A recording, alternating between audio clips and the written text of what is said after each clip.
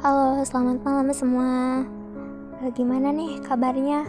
Aku harap semuanya dalam keadaan yang sehat ya. Amin. Kali ini aku bakal bahas sesuatu yang sering banget dialami sama mahasiswa, terutama ya, atau mungkin para pekerja juga. Nah, apa itu? Nah, kali ini aku bakal bahas emotional burnout.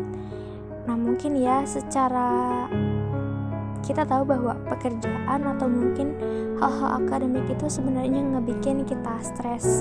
Nah, mungkin saat ini teman-teman juga sedang mengalami stres ya, baik itu karena kerjaan ataupun karena tugas kuliah yang menumpuk, atau masalah di organisasi, atau masalah karena keluarga dan yang lainnya. Sebenarnya burnout syndrome itu apa sih? Nah, burnout syndrome ini adalah salah satu kondisi stres yang berhubungan dengan sesuatu hal yang kita lakukan gitu, atau aktivitas kita.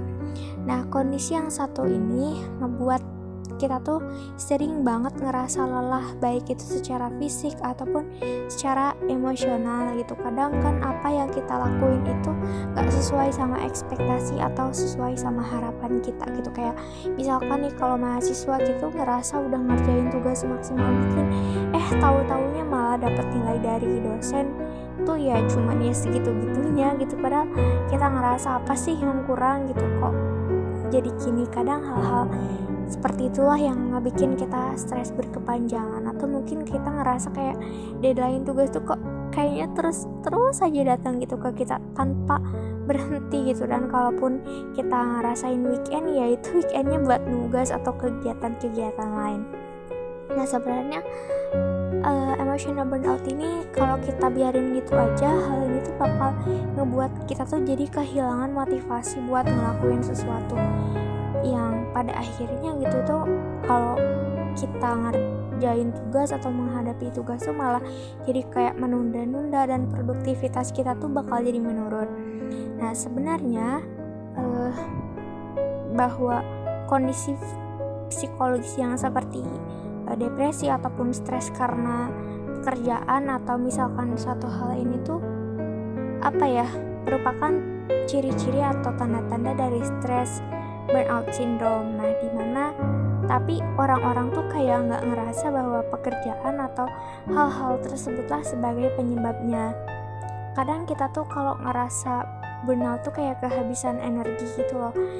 Kadang sering mudah lelah ataupun mudah berubah mood gitu. Kadang tiba-tiba kita senang terus berubah jadi bad mood gitu, jadi nggak mager aja gitu kesannya buat ngerjain tugas, dan pada akhirnya kita malah menunda tugas ya, kayak gitulah. Dan kadang apalagi terutama ya dalam kondisi pandemi gini gitu, kita lebih rentan untuk terkena penyakit, dalam artian ini yang datangnya tuh kayak dari tugas itu ya, kayak misalkan demam atau flu atau yang lainnya gitu. Nah, sebenarnya kan kemungkinan itu tuh selain karena emang kita harus lebih pintar dalam ngatur manajemen waktu ataupun manajemen energi, kita juga jarang menghargai atau mengapresiasi diri sendiri gitu. Kadang kita fokus buat ngerjain tugas tanpa kita sayang sama diri sendiri, padahal kita itu butuh banget sama yang namanya me time. Nah, sebenarnya kan burnout syndrome ini nggak terjadi hanya dalam satu malam, namun secara berkepanjangan yang ujung-ujungnya tuh nggak bikin kita demotivasi gitu loh. Nah, jadi kita pun harus menghadapi hal ini tuh kayak dengan mengalihkan ke hal-hal yang positif, karena bener banget sih kalau kita ngerasain ini tuh, yang kita rasain tuh bener-bener kayak lemas, lesu, lelah, kayak ngerasa habis energi dan ya capek aja gitu, dan kayak ngerasa udah overthinking kemana-mana gitu. Nah, terus kan malah ujungnya tuh kayak kita frustasi, terus kayak overthinking ini nantinya kedepannya kayak berpikiran buruk atau yang lain. Bahkan kayak kita tuh gak peduli sama interaksi kita secara sosial buat yang lain. Ibaratnya kayak gue tuh mikirin orang lain aja gitu, ngapain, sedangkan gue juga punya hal-hal atau struggle-nya sendiri gitu. Nah, ini juga yang memicu kurangnya interaksi interaksi antara kita sama teman-teman kita.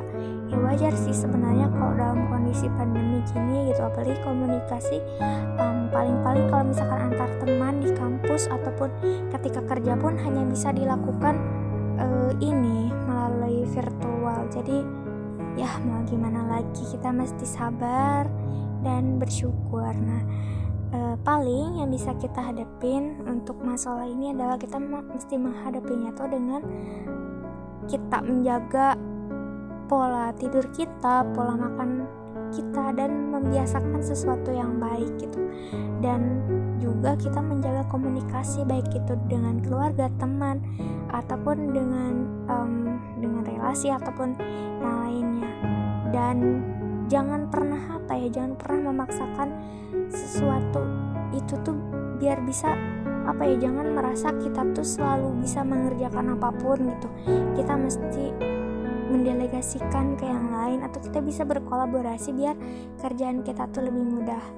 Nah, dengan hal-hal demikian, kalau kita udah menjaga pola hidup yang sehat, pola tidur, terus lebih mengorganisir dari tugas-tugas kita, baik itu dalam kita memperbaiki manajemen waktu ataupun manajemen energi, insya Allah kita bakal bisa recharge diri kita buat jadi pribadi yang lebih baik lagi.